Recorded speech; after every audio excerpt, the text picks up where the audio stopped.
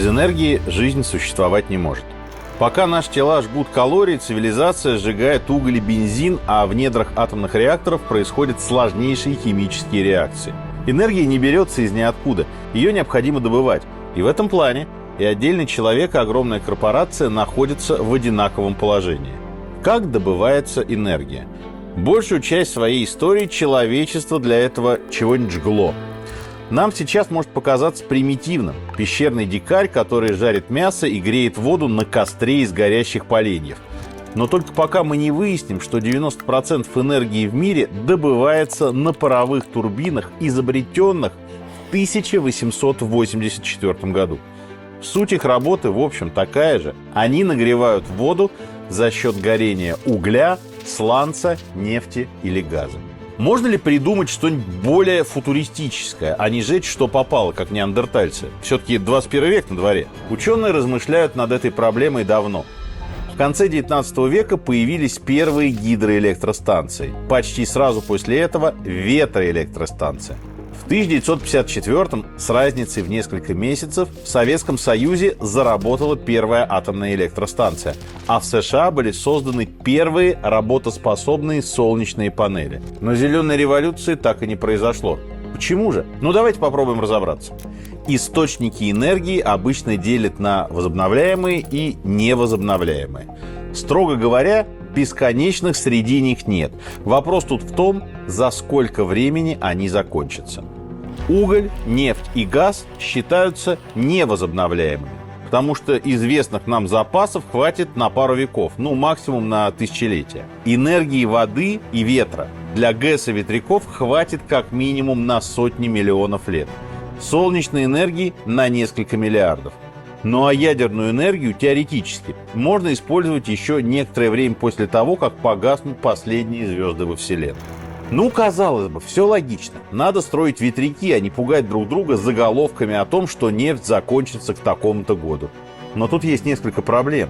И главное из них – ископаемое топливо очень дешевое. На Земле до сих пор полно мест, где уголь добывают вручную. И также вручную везут его к месту, где он будет гореть, превращаясь в электричество. По сравнению с топливом, для, например, атомных станций, уголь просто валяется под ногами.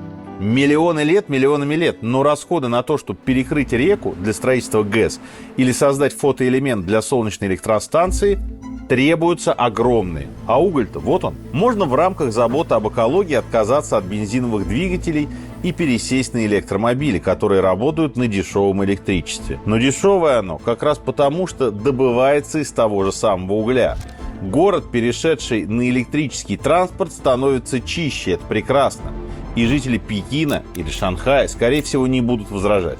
Но горящее топливо при этом продолжает дымить. Просто где-нибудь на окраине, куда вынесена электростанция. Второй момент. Электрический не обязательно экологически чистый и этичный. Например, производство электроники невозможно без добычи колтана, редкой и ценной руды. Колтан добывается в основном в Африке, и на шахтах там понятные африканские условия труда.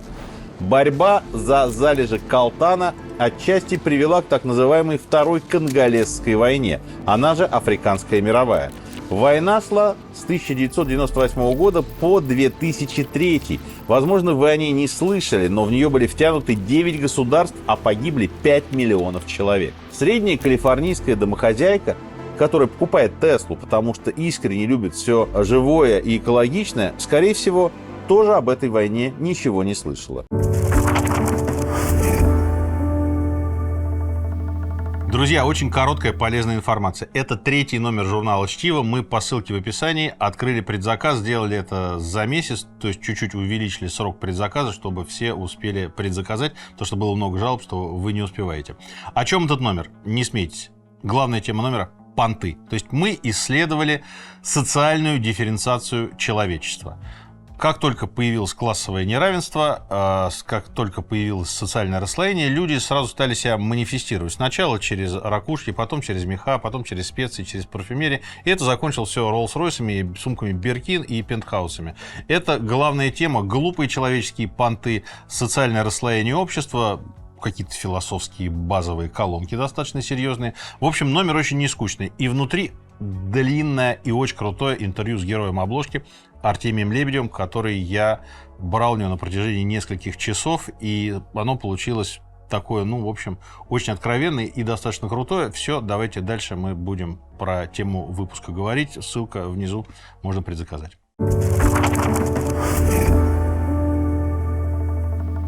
Не менее важная проблема – это литий. У всех электромобилей есть огромные аккумуляторы. Это литий-ионные батареи, такие же, как в смартфоне. В силу химических особенностей лития его очень сложно переработать и использовать повторно. Аккумулятор электромобиля со временем теряет свою емкость. Это расходник, который нужно менять. Сейчас в Америке перерабатывается всего 10% таких аккумуляторов. Остальные 90% либо закапывают до лучших времен, в надежде, что потомки придумают, что с ними делать, или просто выбрасывают на свалку. Литий при этом не сказать, чтобы безопасен. У человека отравление литием вообще может вызвать тяжелое поражение мозга. Допустим, предположим, что эти вопросы решены. В Африку введены миротворцы ООН, а электромобиль может работать исключительно от возобновляемых источников энергии. И сделан он исключительно из биоразлагаемых материалов. Тогда остается еще один нерешаемый вопрос инфраструктуры. У зеленой энергетики есть одна особенность – нестабильная генерация. Солнечные панели бесполезны в пасмурные дни или ночью. Ветрогенераторы останавливаются в безветренную погоду. Гидротурбины крайне чувствительны к водному потоку. Такая зависимость от природных циклов потребует создания масштабных систем хранения энергии. Современные аккумуляторы, даже при всей их эффективности, слишком дороги и ресурсоемки для глобального внедрения. Например, крупнейшее энергетическое хранилище находится при солнечной электростанции, которая называется Уарзазат в Марокко. Общая площадь 30 квадратных километров. Чтобы было понятно, это половина ЦАО Москвы. Электростанция способна хранить 3 гигаватт-часа энергии. Суточное потребление Москвы больше этой цифры в десятки тысяч раз. Чтобы Москва при таких раскладах могла прожить неделю без солнца и ветра, придется застроить аккумуляторами всю Московскую область. В Калифорнии, где сильно получше с солнцем, бывает обратная проблема – избыток энергии.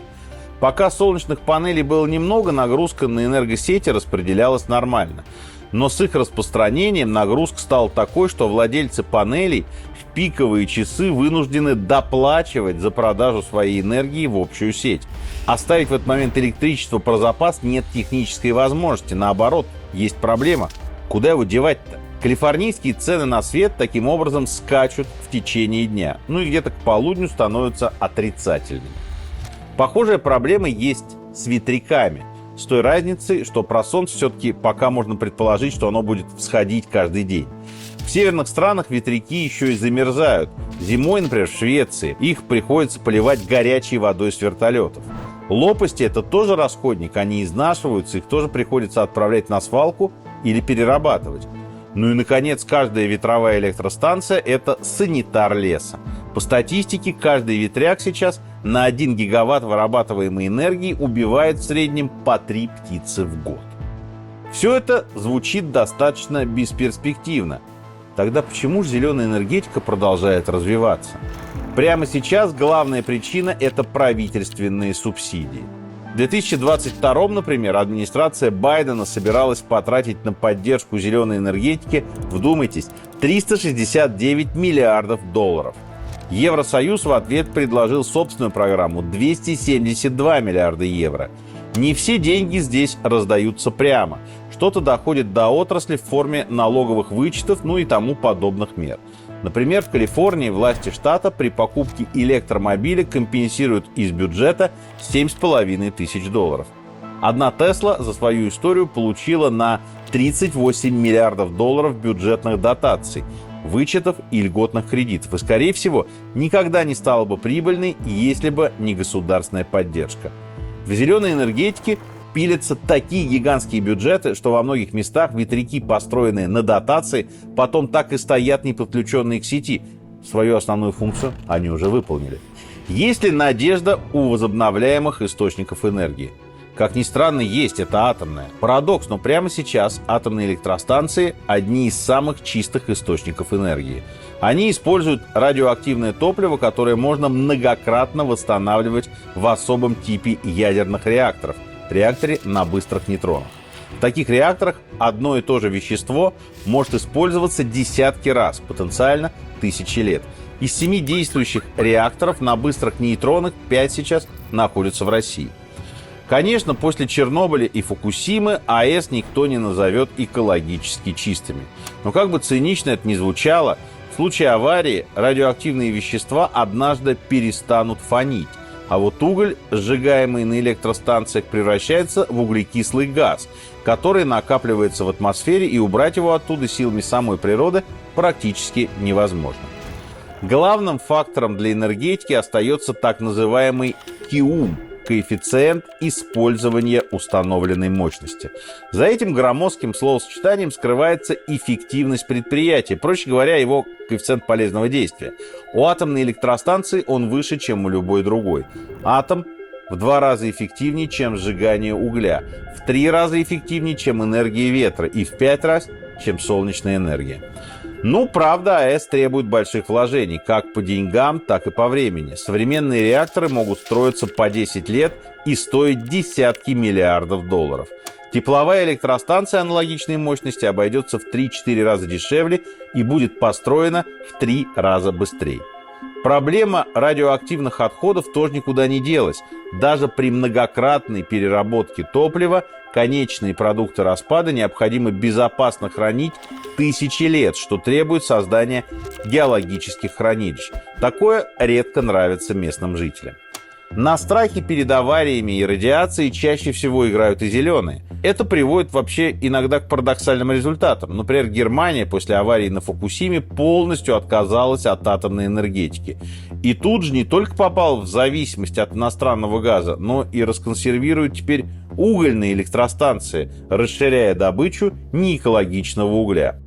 В России на возобновляемые источники энергии приходится 20%, а на атомную энергетику 10% производства электроэнергии.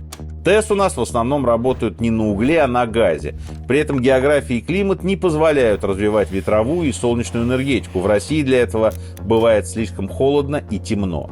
Зато у нас есть легендарная Пенжинская губа, залив в Охотском море, где из-за уникальных природных условий огромный перепад между уровнем воды во время прилива и отлива. Это идеальное место для гидроэлектростанций. Ее мощность была бы в 5 раз больше всех остальных электростанций в России вместе взятых. Правда, как и в случае с остальной зеленой энергетикой, непонятно, что делать с этой добытой энергией. Транспортировать ее с Дальнего Востока в Москву не получится.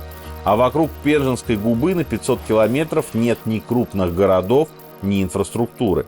В общем, зеленая энергетика сейчас упирается не в нежелание заботиться об экологии. Ее проблемы технические и инфраструктурные. Обнадеживающие тенденции здесь есть. Например, стоимость литий-ионных батарей за последние 20 лет упала почти на 80%.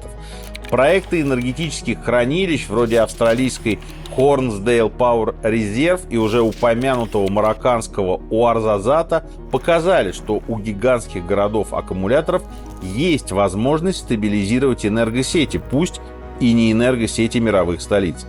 Появляется и альтернативное решение. Зеленый водород, получаемый электролизом воды с использованием избыточной энергии солнца и ветра. Зеленый водород активно завоевывает свое место в качестве топлива для транспорта. В Москве уже тестировали автобусы на водороде, а в Норвегии, например, строят водородные суда. Но до триумфа зеленой энергетики еще далеко. Даже в Калифорнии, где возобновляемые источники энергии – это национальный проект, на солнце и ветер приходится всего 34% вырабатываемого электричества. Если человечество и перейдет когда-нибудь на возобновляемую энергию, то только в далеком будущем. Тут можно представить многое. Например, создание коммерческого термоядерного реактора, который, если он возможен, быстро превратит электричество в практически бесплатное. Можно представить одну единственную приливную электростанцию, которая будет способна за счет движения воды в океане питать электричеством всю Землю. Ну или предположить, что однажды все пустыни планеты будут превращены в одну большую солнечную электростанцию. Ну а пока можно смотреть YouTube с помощью электричества, добытого из горящего угля, который вырыл где-то в далекой шахте чумазый и абсолютно неэкологичный человек в каске.